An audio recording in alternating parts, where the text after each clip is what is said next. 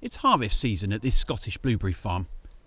In normal times, hundreds of paid fruit pickers would be preparing a crop worth millions of dollars. This autumn, volunteers from charities and food banks are here instead, to take what they can for free, because the cost of growing, picking, packing and transporting the product has shot up. It's no longer worth it, says farmer Peter Thompson, who says it won't be a one-off. Well, there's no way that we'll be growing next year because, the way the costs and the prices went this year.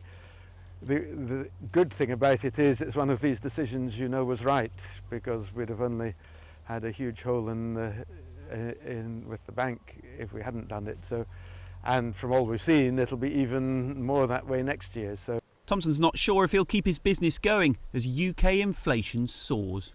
The Thompson farm had been particularly heavily reliant on blueberries, and when soaring labour costs combined with a fall in global prices owing to increased supply, the most viable option left for them was to give as many of these away as possible and simply let the rest rot. So each sector and subsector has its own individual circumstances, but none are immune to the headline figure. UK prices are rising at a staggering 10% plus. Part of the problem's global, but economists warn Britain's pressures have been particularly acute.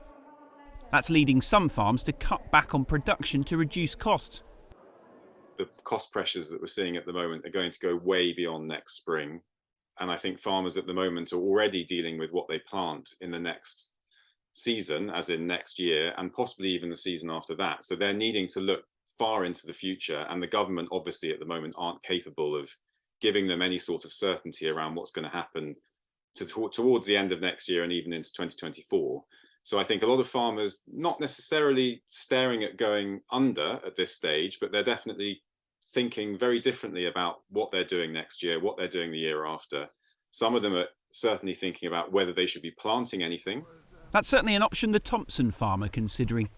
But this year, it's too late.